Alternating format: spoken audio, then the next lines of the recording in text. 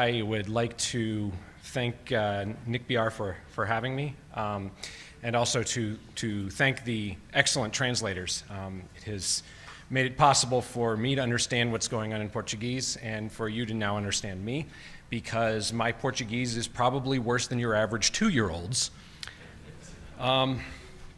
So obviously this is an IPv6 conference, so I'm here to talk to you about IPv6. But more specifically, I want to talk about IPv6 only. Some things that we have learned about what works, what doesn't, some ways that we can ease that transition, and one of the problems I think is that right now, you think IPv6 only, it seems like something that's very, very far away, because most networks don't even have IPv6 at all yet. What I'm hoping to do as a part of this is to show that that's not as unattainable and far away as you might think. So when I talk about IPv6 only, the question is, well, why do we have to worry about that now? Why can't we worry about that in 2 years, 5 years? The focus now is on dual stack, deploying dual stack, getting IPv6 set up in parallel to the existing IPv4 network. The problem with that is that dual stack isn't really the end of the transition, it's the midpoint.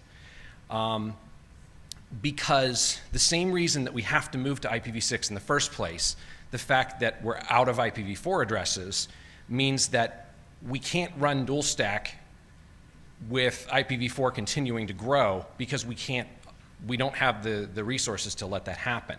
And so as a result, we're going to have to rely on things like carrier grade NAT and address sharing that tend to be brittle, they tend to be expensive, and ultimately it's all just life support for IPv4. And so that puts us in a problem where eventually we have to make that additional transition into moving away from IPv4 into an IPv6 only network. Even if we push that problem aside for a moment, there are other issues associated with running dual stack networks. IPv4 and IPv6 essentially run parallel on the same network. There are a lot of things where, while they're on the same network, they're basically completely separate. Things like configuration, the way that they're managed, the way that the troubleshooting is done, the way that the individual pieces all come together, it ends up running 2 networks instead of 1. And there are simple things like the complexities associated with trying to do address sharing, trying to reclaim addresses from places in your network. If you were to purchase addresses on the transfer market, trying to do address sharing through carrier grade NAT, those are expensive, they're complicated. Even beyond that, the size of the routing table becomes an issue. We already know that every so often we have to upgrade our routers because the IPv4 routing table keeps getting bigger and bigger. With IPv6 now, we're adding more routes, but not eliminating the IPv4 routes if we continue running dual stack, which means that now we have to upgrade even more frequently because we have to deal with an even larger routing table, which requires even more expensive hardware. So all of these things kind of drive us to the point where I think as more networks start rolling out IPv6 and dual stack, they're going to say, this isn't any fun, this is difficult. I'd rather get away from IPv4 so that I can go back and start simplifying my network again. I'm going to stop for just a second and say there's a lot of content in here, and feel free to interrupt me and ask questions during the presentation. We don't have to save the questions till the end. I have my translator here, so if you wish to ask questions in Portuguese, just let me know. So really, the end state in this transition is single stack. And the important thing to think about here is really in terms of designing for it now so that you're easing that transition eventually. I'm not going to tell you today exactly when you can move your network to IPv6 only on some or on part of it, because every network is different. What I'm going to suggest is that it's possible to do sooner than you might think, and I'm going to try and point out some ways that you can accelerate that on certain parts of your network, and specifically for certain services. But like I said, I want to stress that you should plan for this as your end goal, because the last thing you want to have to do is to have all of the effort necessary to deploy IPv6 and dual stack, only to have to go back and do a bunch of rework to redesign and change things because you weren't careful to avoid building new dependencies where IPv6 requires IPv4 to continue existing in your network. One of the examples I like to point out is it's possible when you're setting up BGP to use one BGP session that does both the IPv4 and IPv6 address family. The problem with that is that if you're using one BGP session, if you ever want to turn off one of those address families, if it's an IPv4 peering session, you have to stand up a new BGP session. So it's often cleaner to set up two parallel BGP sessions, one for IPv4 and one for IPv6, so that when the time comes to disable IPv4, you just turn off the IPv4 BGP session and you don't have to touch the IPv6. There are those kinds of things in terms of the way that you manage things like access lists, firewall filtering rules, the way that you manage anything that's address specific. It's often easier to have separate configurations, while during the dual stack period that requires you to maintain those two separate configurations, and that's more complex. When it actually goes to the transition point, that makes things simpler. The good thing about IPv6 only is that you don't have to do it all at once. It doesn't have to be a flag day or flipping a light switch and all the entire network is done at the same time. And the good thing about this is that it means that you don't have to wait until everything in your network supports IPv6 before contemplating IPv6 only anywhere in your network. What you can do is look at areas of the network, things that talk to one another, that places where you already have translation happening that allow you to build islands of IPv6 only services. The example I like to point to is in data centers, where if you are doing web services or things like that where you have a load balancer, that load balancer is already doing translation. In most cases now it's doing IPv4 to IPv4 translation, but it's relatively straightforward to say, okay, that load balancer is now going to support IPv4 and IPv6 external towards the customers. Internally, it's only going to speak IPv6, and then that part of the data center can become IPv6 only. I'm only covering this briefly because there's a great presentation by Tori Anderson. It's the footnote at the bottom of the slide, where he goes into a lot of detail on how to actually implement an IPv6 only data center. But generally what you're doing is you're creating islands of IPv6 only services and then expanding those gradually so that you have more and more services that can operate without IPv4.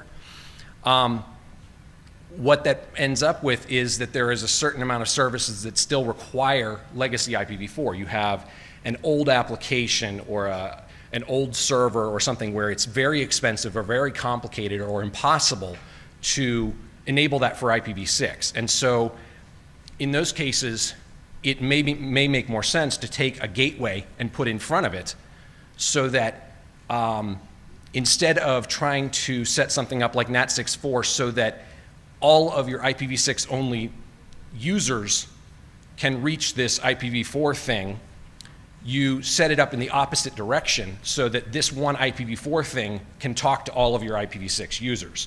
So you end up with a gateway in front of this one device. I think this has some parallels in the old mainframe systems where you were using SNA and you put a gateway in front of it so that it would speak TCP/IP. It's the same kind of idea. The problem here, I can't stand up here and talk to you about IPv6 only when many companies haven't deployed IPv6 or are just looking at it now. It's sort of putting the cart before the horse. The problem is that IPv6 has been hard to convince the business folks, the people that write the checks, to support because it's a feature that customers don't ask for because they don't know about it. And they don't realize why they would want it. And so we know that at some point not having IPv6 is going to cost customers, it will cost money, and especially if we need to do prolonged growth, buying CGN, buying addresses. but it's hard to prove when that might be because we don't know when exhaustion will be exactly, and we don't exactly know how much that's going to cost. So what we tried to do at Time Warner Cable is to do some analysis around this, to put some numbers to those costs with the idea that we want to understand the comparison between different options, deploying dual stack versus using CGN versus buying IPv4 addresses. A couple of things before I go further. This is sort of one set of numbers based on an average for a group of US companies. They're not necessarily representative or accurate in every way, but in another slide or two, there's a link to a spreadsheet where you can download this and do your own numbers, because it's certainly not representative of the Brazilian market, because I didn't have enough information to do that analysis. But because every network is different, the idea is to show you the framework that we used and then let you do your own analysis to see how this actually works. The other thing is that there's a link at the bottom of this slide. This is a presentation that one of my colleagues did at RIPE 67, and you can go and watch the video there and get more detail than I'm going to provide. So when we start with the cost of CGN, one of the things that we've been finding out in some of the testing that we've done originally that's documented in RFC 7021 is that carrier-grade NAT isn't perfect. It tends to break things, especially in environments where you have multiple layers of NAT. So what this is doing is trying to take those test results along with some figures that are publicly available about sales and number of users for popular devices, and then make some guesses at what the customer impact might look like for a group of 10,000 users. The way that we're assuming this is basically you've got a number of potential users in that first column there for different devices. This is PlayStation 3, peer-to-peer networking, Netflix, and then some other miscellaneous things. And so what you're seeing here is number of potential users per 10,000. We made an assumption that some subset of those will be affected by problems with CGN. Something that they're trying to do won't work. And then even if there's a certain number that's affected, only some small subset of them will actually be angry enough about it being broken to call our support number and complain. But the problem is that by the time they've gotten angry enough to call our support number and complain, they're also likely to be ready to leave our service, to cancel and go to a different service provider. That's sort of operating under the assumption that the alternative might work better. And in some cases it might, because dependent on how CGN is implemented, how many addresses are available, all those different things, the changing to a different service provider might solve the problem. So we know roughly the cost of CGN in terms of the hardware, the software, the vendor support. These are all estimates. You might get it cheaper, you might not. We know what our average cost per support call is. This is an average of a number of different service providers in the US. And so we're using that number from the previous slide, that 652 calls, to identify what the cost is per 10,000 users. We also know that those support call costs come directly off of the average revenue per user that we get from selling service to those customers. And so we can then calculate what the revenue is for this. The current exchange rate between US dollars and reais is about 2.5, 2.2. I do the conversion on some of the summary slides, but the individual slides, because these are US specific, I didn't think it was particularly useful. So when we're talking about business cases, which is what the business people like to see, we look at impacts over multiple years. So that's kind of what we're doing here. When you buy hardware, you depreciate it over we do it over five to 7 years. And so you have the overall cost of that broken out over a 5-year period.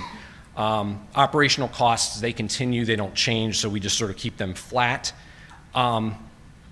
The assumption on support cost is that most of the problems you find, you're going to find as soon as you roll the service out. And so that's all loaded into the first year, and then it goes down after that. But once we've lost those customers that have canceled because they think that the service doesn't work, we don't get them back, and we don't get that revenue back. And so that lost revenue continues every year. And so the bottom row there is showing the totals year by year, and then the total for the entire 5-year period. And so what this translates to is that CGN costs about 1.5 million US dollars, or 3.4 reais for every 10,000 users it's used for. If you break that down as a per user per year, 30 US dollars or 68 reais per user per year. That cost is something that is either going to erode the ISP's profit or cause the ISP to have to raise prices so that profits don't drop. Neither of those are particularly attractive. And so the other issue here is that unless all of the competitors in the market are doing the same thing at roughly the same time, they all turn on CGN.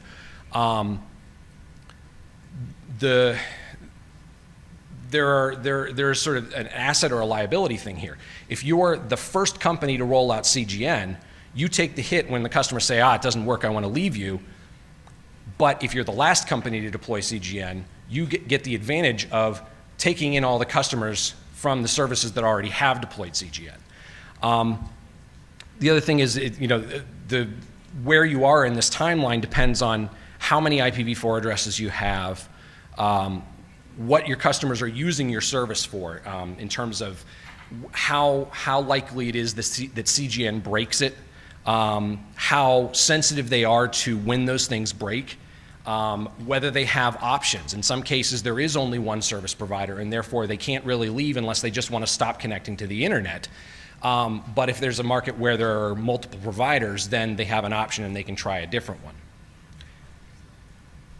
So, as I sort of mentioned in the first couple of slides, the cost of dual stack is not zero. There's a cost to engineering and deploying it, to supporting it long term. And so we talked to some colleagues in the industry and made some estimates about what we think those costs might look like, because we want to be able to have a place to compare this to the other alternatives. Excuse me.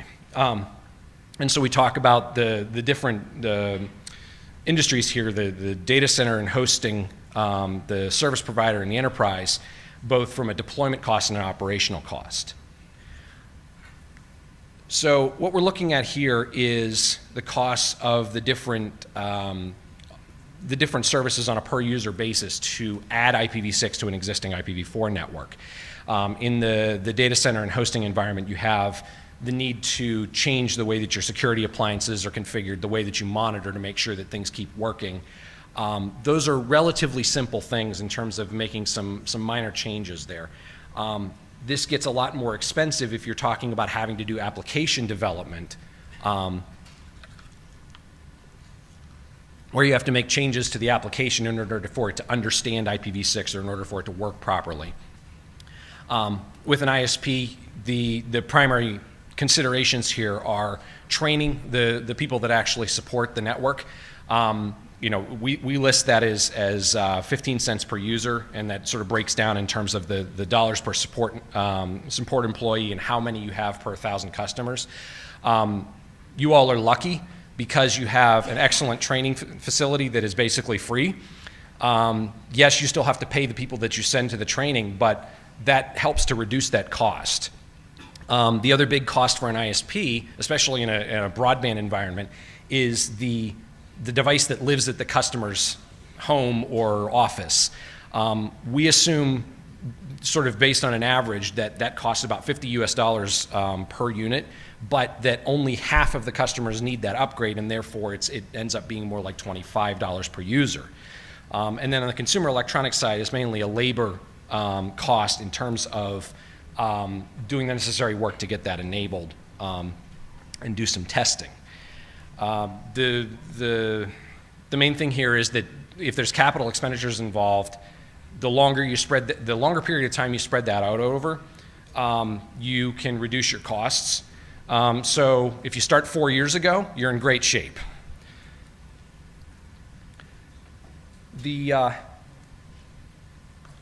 From an operations side, independent of the capital cost, you have the need for the ongoing support. And PUPY is per user per year. It's just because it didn't fit well on the slide. Basically, there are costs here associated with this is sort of a breakdown of what I was talking about in the previous slide about the cost to actually develop the designs and make the changes to the applications that are necessary, or develop the specific configurations that have to roll out in the network. And then the cost to actually operate it on an ongoing basis. So when you sort of summarize all of that, what you end up with is a set of numbers per user for the different areas in the industry. And you can see I've got the cost both in US dollars and the cost in Brazil there in parentheses. These costs sort of err on the high end because there's not great data available about the costs for development and support, because that's sort of an internal thing and companies are not likely to share that information. So we had to make some guesses. But we figured that it made sense to do this as a worst case scenario in terms of the analysis. The two things you can do here is to start sooner. So if you start now, it's likely to be cheaper because you can spread it out over a longer term than if you start in a year or 2 years. And the shorter time that dual stack is required, the less of this sort of operational cost associated with dual stack is an issue. So the other option really, if you're not doing carrier grade NAT to do address sharing, is to buy addresses in the open transfer market. And I understand that in the LACNIC region there isn't really a transfer policy yet that will allow you to do that, but we've been kind of looking at this from the ARIN region where there is a transfer market available. And the way that it works right now is that ARIN is basically matching up someone who's willing to give addresses back with someone who needs to purchase them and can justify using them within the next 2 years based on current allocation rules. And there's a cost associated with making that transfer happen. So what we want to try and talk through is what that looks like, because I think it's likely that LACNIC will eventually have a transfer market like this, and it will be sort of similar, so I think that it's still useful. So generally, the IPv4 address market is driven by a combination of supply and demand. And there is some speculation here where people are looking at this saying the cost is probably going to go up, so I'm going to buy now in order to insulate myself from that.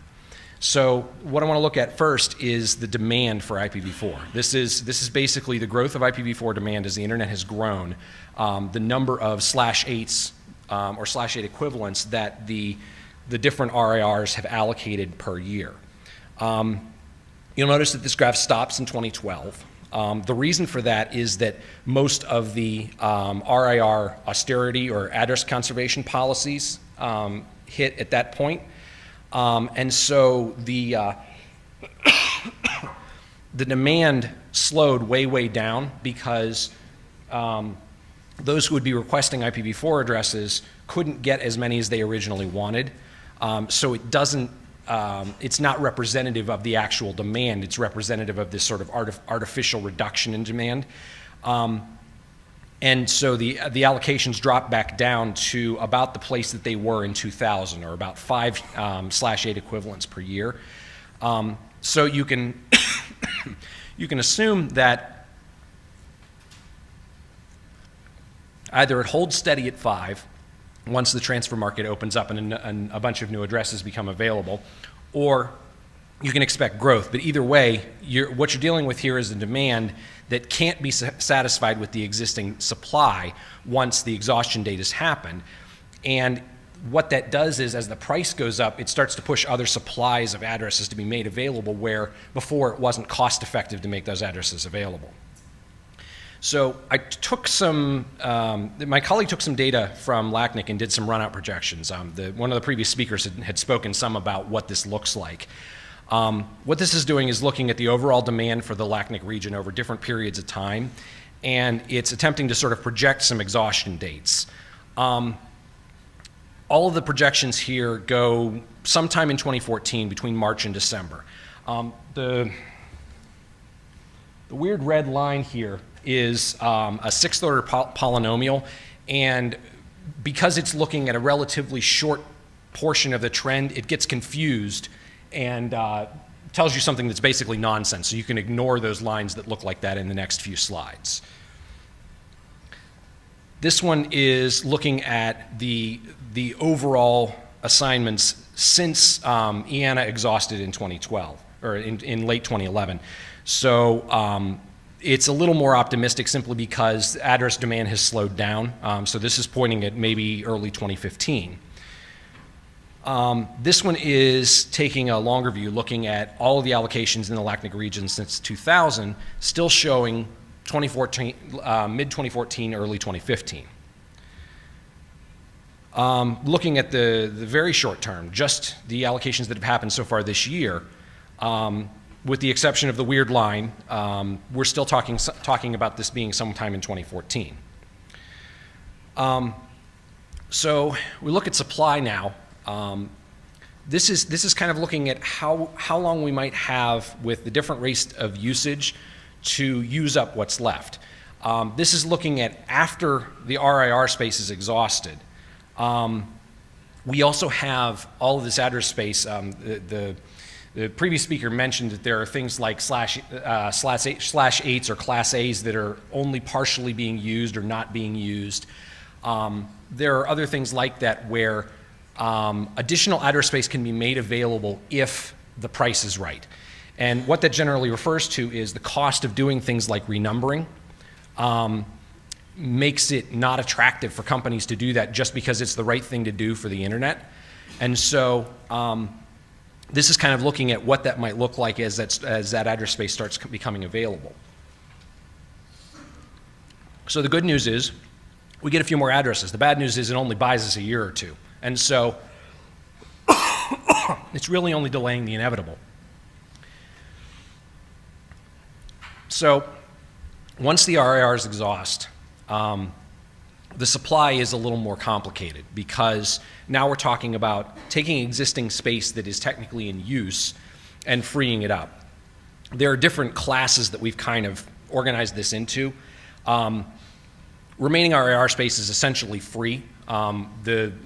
There's no cost for the addresses themselves. There's cost for membership to get the allocation. And there's a certain number of addresses available at that cost. Once that goes away, then we start looking at addresses that are basically unused, and either because the company that got the allocation has ceased to exist and has sort of been abandoned, but the RIR hasn't reclaimed the address space yet because they don't have valid contact information.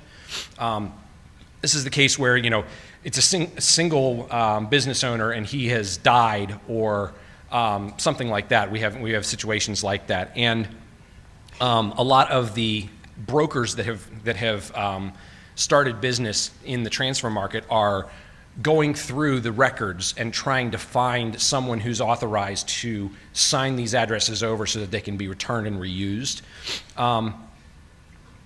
That's kind of where we are today. Things like bankruptcy proceedings where a business closes, that has driven a cost of sort of a high cost of $12 per address. We've seen those today. There are, once the easy stuff, the low-hanging fruit has been knocked loose, then we get into the more difficult addresses to reclaim, which is the things that are underutilized. This is where, especially with the legacy addresses, a company was given a /16, but they really only need a /18 or a /20. But in order to make the other parts of that address available, they have to renumber their network, and that has a cost associated with it in terms of labor and in terms of development costs and things like that in order to make sure that they have made the right changes in their network to make that address available. We think that's going to be more costly, and therefore it starts moving into the sort of $10 to $16 cost.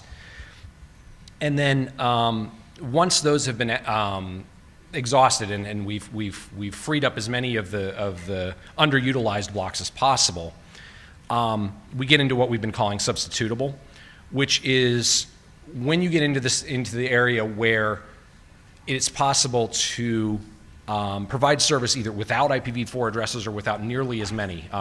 You take a network of multiple millions of users and move them all behind a carrier grade NAT. suddenly you have a bunch of addresses available, and it may be possible to redeploy some of those to other places. But that's likely a lot more expensive because of the amount of work involved, the costs to the business to do that. So I don't know that that will ever happen. So what we're really talking about here is not necessarily the price of the addresses. I can't forecast the price. If I could, I'd be a millionaire tomorrow because I could bet on this in the market and make lots of money. What we're really looking at here is what we think it will cost the business to make these addresses available. So what we're seeing is that the cost goes up over time because it gets progressively harder to free up addresses. And just by having this discussion, it may change the market because a smart person will look at this and say, oh, well, if I wait till 2016, I might be able to get $16 or $20 per address. So I'm not going to make those addresses available until I can make more money on them. This is all gazing into a crystal ball, and all we're doing is looking at some data and trying to make some assumptions about what might be happening. So we've talked through some different costs here. For ISPs, I said dual stack costs about $4 to $8 US per user. When you look at that and then combine it with the cost of buying addresses, it still ends up being slightly cheaper than deploying carrier grade NAT. But that may not be true if I'm overestimating the costs for CGN, like, for example, how many users cancel due to CGN breakage.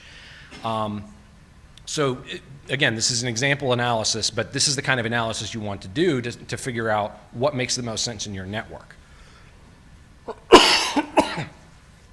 One of the things I want to try to do to reduce my cost as a service provider is to look at how some of those costs can be transferred to those who haven't supported IPv6 yet. And one of the things that we've been explaining to different companies that look at this and say, well, I don't have to worry about this because the ISP is going to have to continue providing service to their customers. And if their customers need IPv4, the ISP is required to provide IPv4. Therefore, this is not my problem. The reason that it is a problem for a content provider or an application provider is that that content or application provider has a business relationship with the end customer. If I am Facebook, for example, it is very important to my business that I can talk directly to my users and that everything works the way I expect it to. In the situation where there is carrier grade NAT involved, what I've done is essentially said that I'm willing to trust the service provider that they are doing CGN properly, that they've done enough testing, and that they have the proper support in place to make sure that my application keeps working through the CGN. That's a pretty big business risk to assume that the ISP is going to do something that's in my best interest.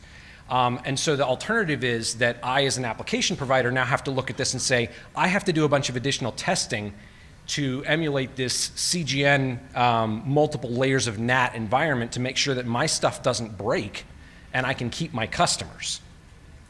So that's an added cost even if you don't do anything else. And so the easy solution to this is to go the route that companies like Facebook and Google have and simply enable IPv6 so that they can bypass all of the carrier grade NAT. That restores that direct connectivity between them and their customers. So you sort of, the place that I come from is to assume that IPv6 is going to happen and it's a question of when. And so you look at where you might take advantage of the benefits of accelerating the transition from dual stack to IPv6 only. I have some benefits listed here in terms of what I was just talking about with bypassing CGN. The nice thing about that is that it requires less CGN capacity. The more different sites, the more traffic your customers are doing over IPv6, the less capacity is necessary for the CGNs. So it allows that, if you have to make an investment in CGN, it allows that capital investment to be smaller. I talked earlier about the fact that you're dealing with multiple routing tables. If you're able to take some portion of your network and make it IPv6 only, that means that those routers only need the smaller routing table for IPv6 that allows you to potentially have either cheaper hardware, better performance or scale, or if you have existing hardware, you get a longer lifetime out of it because you don't have to upgrade it as quickly. I talked before about reduced complexity, about the fact that you're doing less parallel configuration and troubleshooting.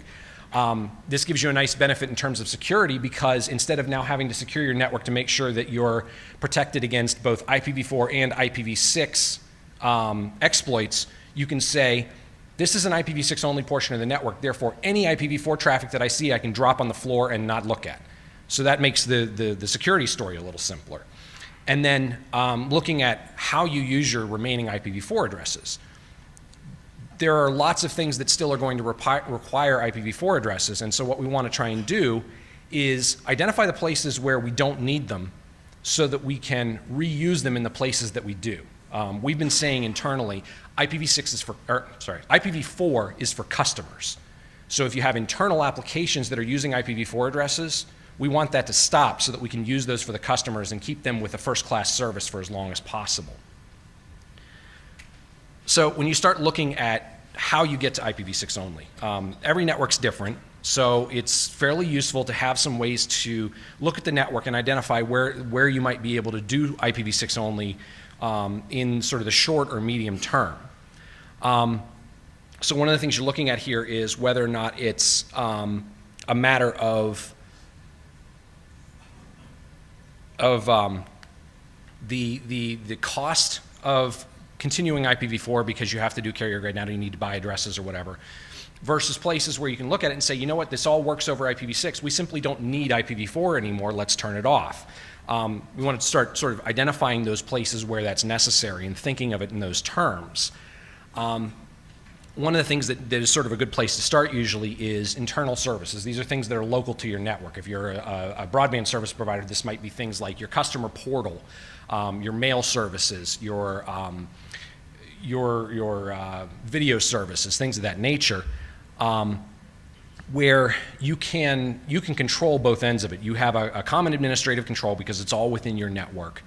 And therefore you may be able to make the changes necessary much easier because there's less coordination involved. When you're looking at some of those things, it's important not to overlook things like management and monitoring, the way that you talk to routers and switches and firewalls. It may be possible to switch some of those things over so that they're using IPv6, therefore allowing you to cut back on the amount of things that need IPv4 to talk to them. One of the things that's interesting from a residential service provider perspective is that in a lot of cases we have a large number of devices. The same is true with mobile providers, where your number of devices may number in the millions. And so you may be able to say this one class of device, a set-top box or a voice over IP gateway, or a certain brand of mobile device. If I can switch that so it's doing IPv6 only, I've just reclaimed 1 million addresses. So that's sort of, you can look at this in terms of the amount of effort necessary versus the amount of addresses that you can reclaim by doing this. When you look at external services, it's a little more complicated because you don't necessarily control the remote end, the users.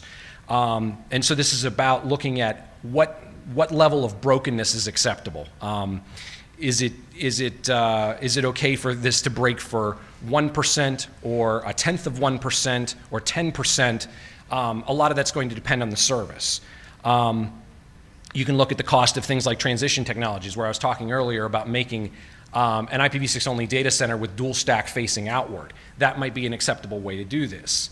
In a lot of cases, what you're looking at here is communities of interest and understanding sort of groups of customers and users in terms of what they do, how they use the service, with the destinations that they're going to, the equipment that they have, things like that. You might find that, for example, a certain tier of customers is well suited to moving to IPv6 only, but another tier, because they're power users and they like to use a certain device like an Xbox that doesn't support IPv6, that it's not realistic. So, you know, through this whole talk I've been saying that dual stack isn't a useful end state. Because it requires us to keep running IPv4 or some sort of broken substitute with multiple layers of NAT for an indefinite period of time. So one of the things we were wondering was, how close are we to the point where any internet user might be able to turn off IPv4 and have the things that they do day to day actually work properly? So we tested it. And the short answer is that we're not there yet, but there's a lot of interesting things that we learned. So the sort of environment that we used here, any testing of the end user's experience, you're looking at, first of all, how does the operating system work in an IPv6 only network? The good news is that most of the major modern desktop operating systems, they just work. You plug it in, it finds the network, it moves on. There's no special hacks or configurations required, which that's really important, because the idea here is we want this to be seamless to the end user. We don't want them to have to make a bunch of changes. We want the defaults to work properly. So, you can see here that for the most part, the desktop operating systems are good. When you get into mobile, there are some limitations. Android doesn't have support for DHCPv6 or RDNSS, so there's no way to, in an IPv6 only network, give it DNS servers. Therefore, it basically, while technically it can speak IPv6 to things if you have an IP address, that's not particularly useful for the average user. There are some bugs filed here in terms of getting that support in place, and there are workarounds you can do where you manually enter a DNS server for IPv6, but Android is also missing a lot of the configuration user interface to show you that you have an IPv6 address and give you the ability to configure it. So there's some limitations there. On the Apple iOS devices, it does sort of work. It does support DHCPv6, so it can get an address, and there are some applications that work and some that don't. There are a bunch of additional details. Andrew Yurchenko did a significant amount of testing. The link there at the bottom of the page links to his presentation where he did a lot of these testing. One of the main things that he found was that a lot of the applications that are written for iOS are actually they're using a certain function call to check for connectivity that only looks for IPv4 connectivity, and when it doesn't have IPv4 connectivity, it assumes it has no internet connectivity. Even if it works over IPv6, it complains and doesn't do anything, and so there's sort of a problem there in terms of the way application developers are implementing, and there's a bug open on that. One of the other things that we found with operating systems is, operating systems today, they call home to some server to find out when they have security updates or application updates to fix bugs. As we've shown in the previous slide, you plug it in and it just works, except for the fact that most of these critical updates that are done in the background, those checks are all done to servers that only speak IPv4. And so if you have a host that is on an IPv6 only network, it doesn't get updates anymore, which is a pretty significant thing. Now, yes, I'm probably one of the only people who's playing with an IPv6 only network today, but the important thing here is that because you have an operating system that understands this today, any one of you that are running any of the operating systems I mentioned here can plug into an IPv6 only network and your computer will just work. So there's no warning. The companies that maintain these software, they're not necessarily going to know when companies start using IPv6 only networks. And so that means they have to support updates over IPv6 now. So I've started reporting this as a security issue to the companies. I've gotten some response from some. It's not really a zero-day exploit or anything like that, so we felt like it was okay to make this public.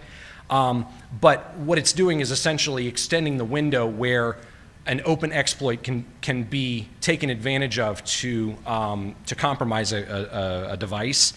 And what's starting to happen is now that, especially in the residential market, you have more and more users that have IPv6 capabilities. In the US, we're now up to about 5% IPv6 users. That means that some approaching 5% of users are now capable of trying to do worms and scripts and hacks via IPv6. So it is a reasonable risk that's starting to happen. So when you actually turn off IPv4, what is the user experience like? Does it work? I had a coworker that complained at one point that IPv6 only is a barren and lonely place. But what we found is if you stick to the sites that actually work over IPv6, you might not even know that you're using an IPv6 only network. So here's an example of some sites that work quite well over IPv6 only. But we found that there are a lot of sites that are only partially IPv6 capable.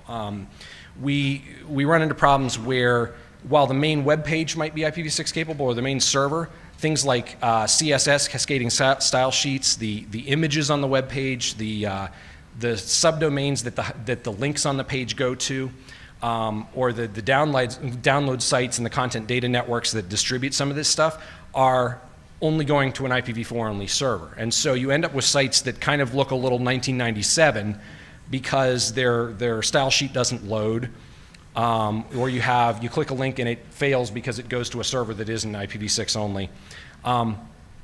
And interestingly, sometimes you end up with no ads. That depending on whether you're the person selling the ad or the person looking at the ad, that's either a bug or a feature.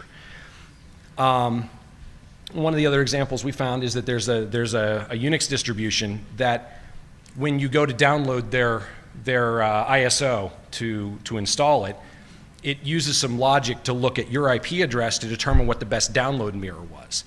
It displayed my IP and it showed me that I had an IPv6 address, but then it redirected me to a mirror that doesn't speak IPv6. So after multiple reloads of the page, it finally found one of the IPv6 enabled mirrors and I was able to download. It's quite possible that some of these examples are already fixed. It's just easier for me to keep these screenshots because I stumble across these problems by accident as I'm testing, and so I can't guarantee that I'm going to be able to find a new one. So it's kind of bad form to stand up here and call other people out on their mistakes with enabling sites for IPv6 before acknowledging that currently TimeWarnerCable.com does not support IPv6.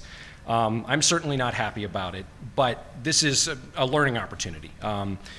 We found that in a lot of cases these are hero efforts. It's something that you did sort of outside the normal process in order to get it working, but that means that the documentation isn't maybe there, the monitoring isn't necessarily there, and when the folks who originally worked on it move on or that infrastructure gets migrated to a new infrastructure, they might break the IPv6 connectivity because they don't realize that it's necessary.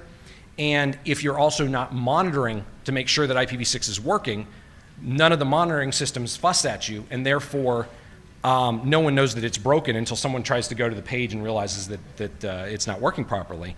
And so this is sort of one of those reasons why it's really important to make sure that when you're rolling out IPv6, you have your monitoring tools in place and your documentation in place to make sure that this is supported as a real service, because it is a real service.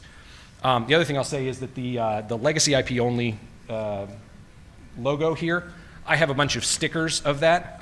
If you want one, see me during the break or after this, and I'll be happy to give you a sticker or two. Originally this started with me just sort of sitting at my desk testing things on an IPv6 only connection, but that doesn't scale particularly well, and so we wanted a way to do this systematically.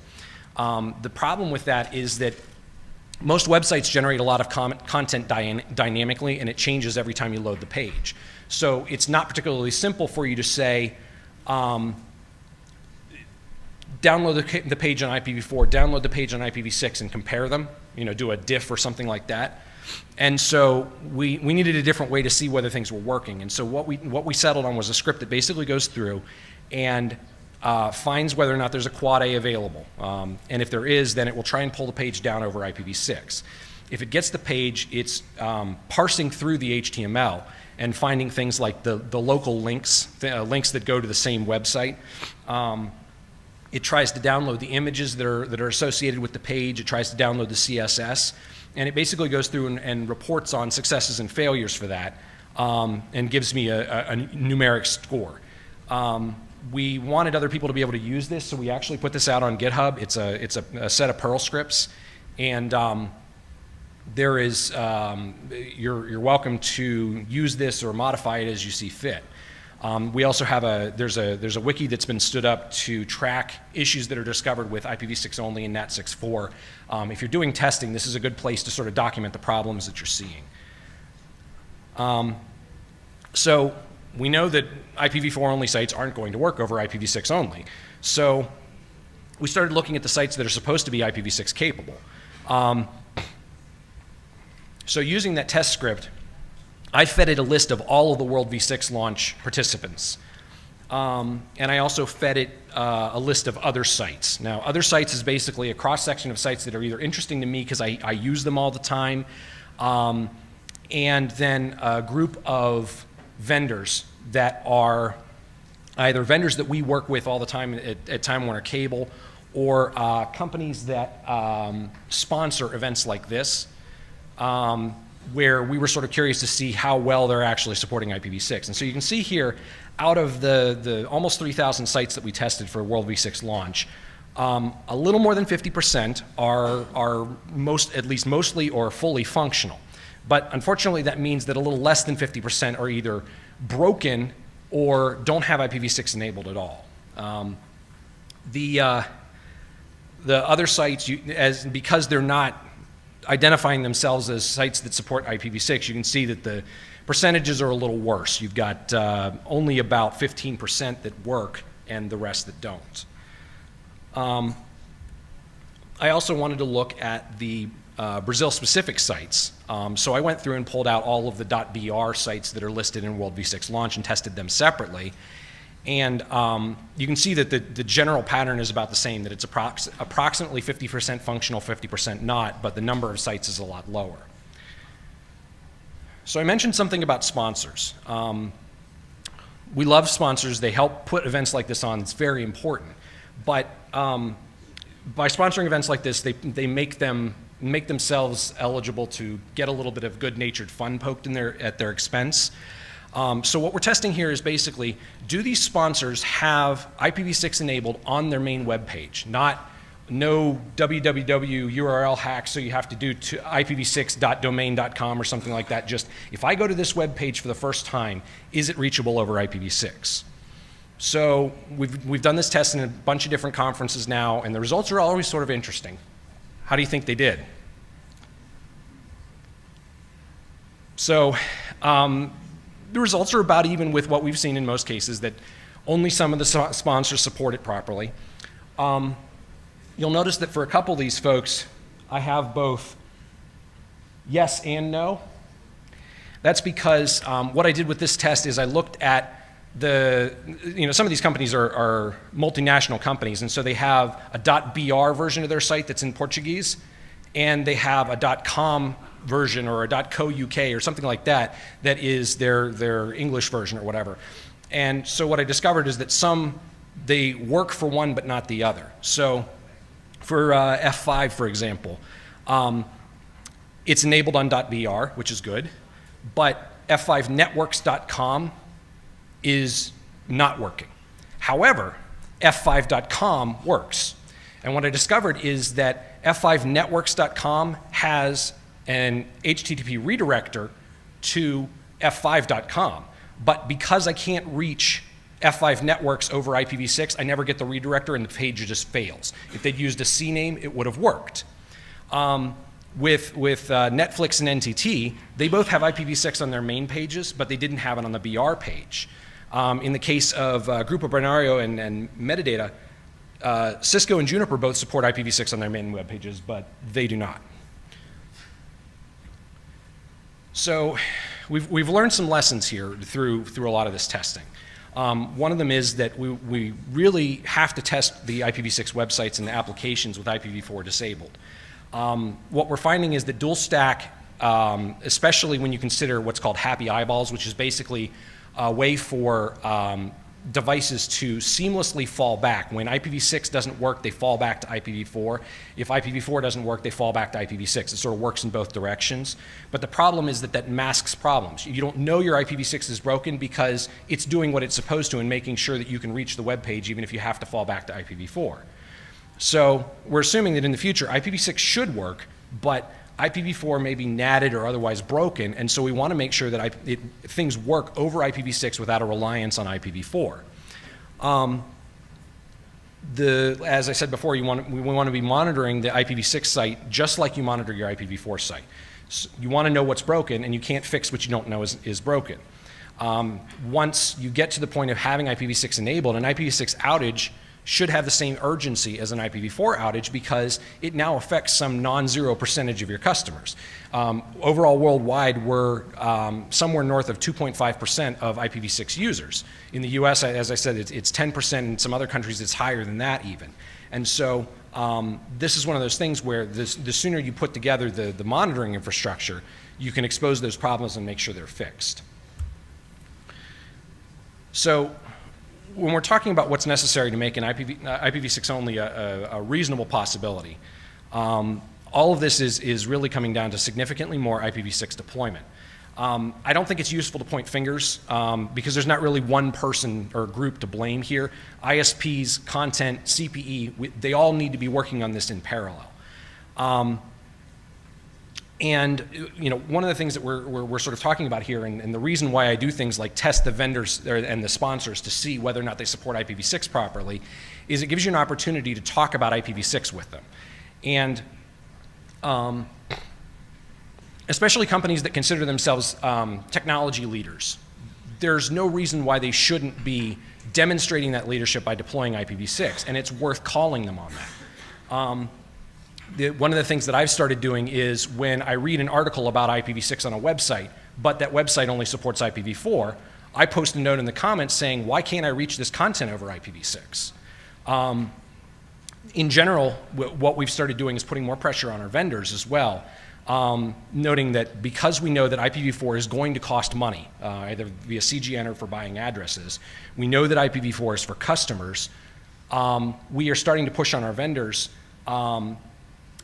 with actual contract language that says you must not require IPv4. That means on your website, on your mail server, on your firmware download sites, things like that. And this is not just about our technology vendors.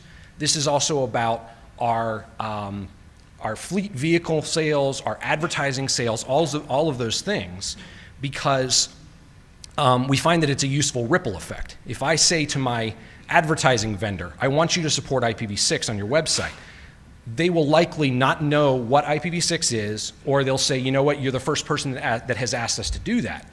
And then because in most cases they are not the ones that actually manage that website, they contract it out to a third-party company, they have to go talk to their vendor and say, I want you to enable IPv6 on our website. That vendor might say, you know, you're the first person that's asked us to do that. And then they have to go and ask someone to get it enabled. This is a useful thing in terms of the amount of different folks that it requires to start focusing on IPv6.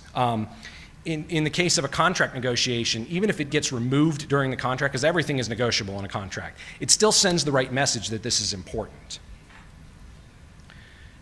So just to sort of draw together all the different things I've talked about here, while CGN is sort of a necessary evil, the idea is to try and minimize it as much as possible, because any continued growth on IPv4 is going to cost money, it's going to stifle growth, and it's going to stifle innovation. And so the more aggressive we can be about deploying IPv6, the more native IPv6 we have, the less of a problem this is going to be. As I said, this is talking about both content applying pressure to service providers applying pressure to content, and all of them applying pressure to equipment vendors. And of course, the sooner you plan for IPv6 only, the sooner you consider that in the way that you design your IPv6 deployment, and the way that you do your networking, and the way that you do your application development, the better off you're going to be, because you have the maximum flexibility with how you use your remaining IPv4 space. This is something that you have to communicate early to vendors, because they're not thinking in this mindset yet. When I say to my vendor, I want to be able to turn off IPv4 and completely manage that wireless access point that you're selling me. That may be the first time they've heard that, and so they have to go and do a bunch of testing to make sure that that actually works. They may find a bunch of problems, and if I wait until I absolutely need that function, I've lost the time window that I have to do that testing. And so it's one of those things that the sooner we can get out ahead of this and be thinking about it. Even if it's something we're not doing tomorrow, we might need it next month or next year, and this will set us up to be more ready for it. So that's the conclusion of my talk. I certainly would welcome any questions. Na verdade, são duas perguntas. Uma não exatamente sobre todo o assunto que você falou, mas você é coordenador de um dos grupos do IETF e você faz esse trabalho como funcionário da Time Warner Cable. Eu gostaria que você comentasse, falasse um pouco sobre por que a Time Warner Cable acha importante o trabalho no IETF e permite que funcionários dediquem parte do tempo a trabalhar com os novos padrões. Então, essa é uma questão. A outra questão que eu tenho é sobre justamente parte do que você falou em relação aos custos e ao mercado de IPv4. Bom, você colocou uma possibilidade aí que talvez a gente não tenha debatido antes aqui no Brasil, que é essa possibilidade de você adiar o uso do Carrier Grade NAT com a utilização de IPv4 transferidos de outras empresas, outras instituições, de um mercado paralelo aí de IPv4. Agora, mesmo assim, vocês como empresa, Time Warner Cable, decidiram começar a implantação do IPv6 já, né? Então, a minha preocupação é, alguém vendo essa situação de, olha, eu tenho talvez até uma alternativa para estender um pouco mais a vida útil do IPv4, faço o raciocínio contrário. Tudo bem, tem um custo isso, mas eu consigo adiar a implantação do IPv6, que também tem um trabalho e o custo. Então, gostaria que você reforçasse um pouco, por que agora? Por que não aproveitar isso e adiar um pouco mais a implantação do IPv6? Okay, so I'll answer the second question first, just because it's fresh in everyone's mind.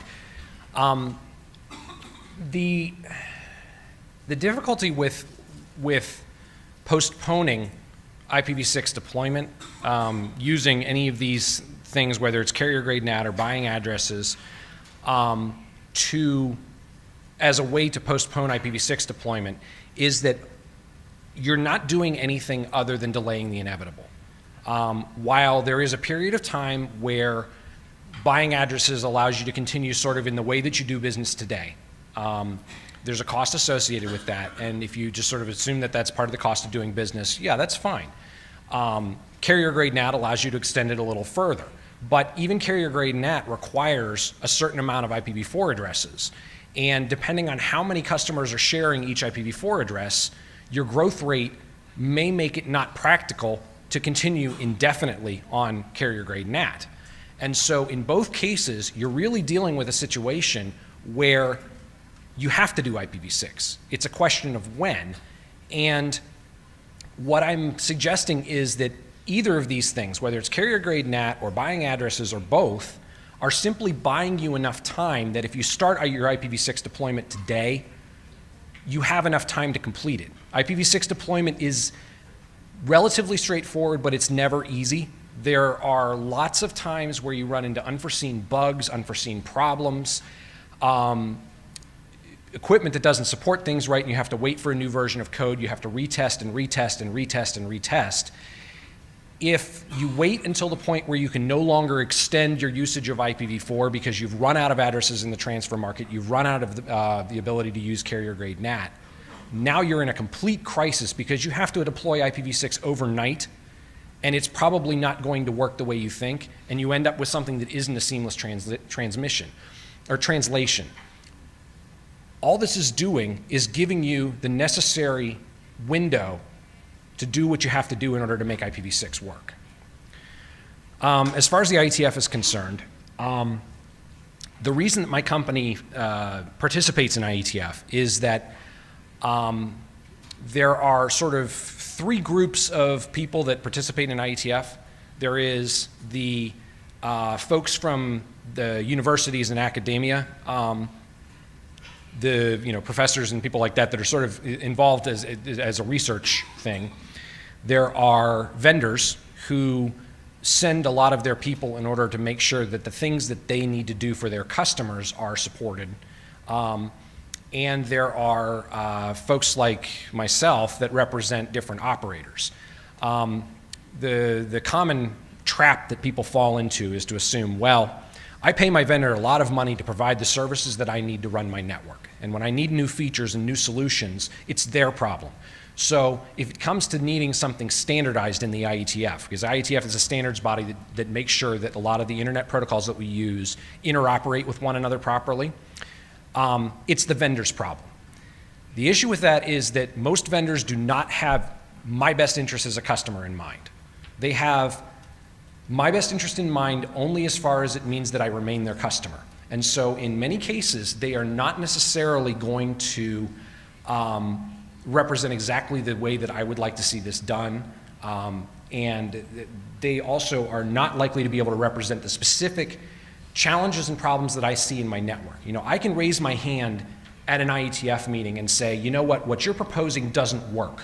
Or it's really complicated because you're asking me to do this, this, this, and this, when really all I want to do is this. And that's not operationally supportable. What you're giving me is too complex of a solution for this problem, or you don't understand the problem. And this is the actual problem I'm trying to solve. And there is no substitute for that direct feedback from operators. That's why Time Warner Cable sees this as important. The other thing is that if we have to wait on our vendors to provide a new feature or do something new and innovative, we may not be able to do it as quickly as we want. If we look at the way that our network works today, the problems we see, the long-term strategy, the things that we need to do, we can look at it and we can say, okay, I'm familiar with the standards that are out there today, and we can solve this problem with this existing standard.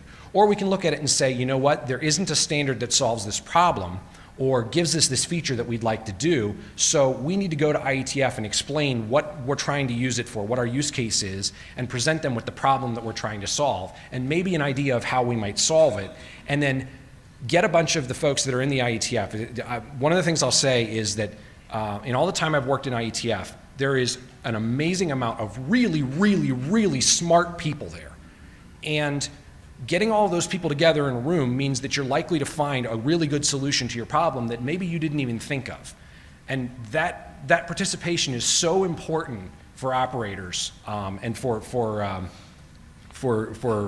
folks that are wanting to be involved in sort of the innovative part of the internet. That my company believes that that's a really important thing, and that's why they're willing to contribute my time to it. So.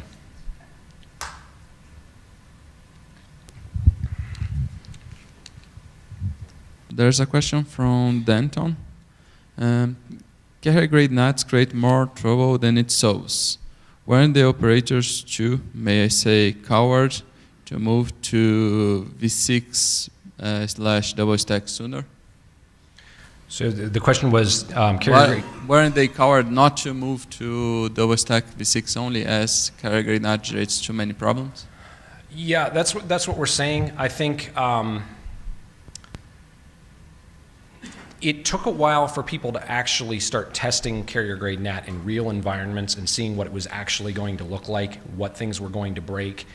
And I can say it as many times as I want. Lots of people can say it as many times as they want, that carrier-grade NAT breaks things and you're going to run into problems. For every time that someone tests, they find a problem, that problem gets fixed, there's another problem behind it. The things that we don't know yet are the things that are really going to be a problem, and I can say that from personal experience. But until a carrier actually starts testing it themselves and gets that personal experience, they don't believe it.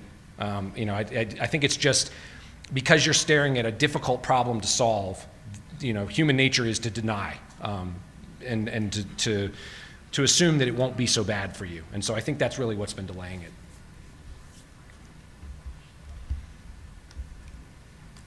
So I apologize for keeping everyone late on their coffee break. Bom, muito bem, uma salva de palmas, por favor, para o Wesley. Thank you, Wes.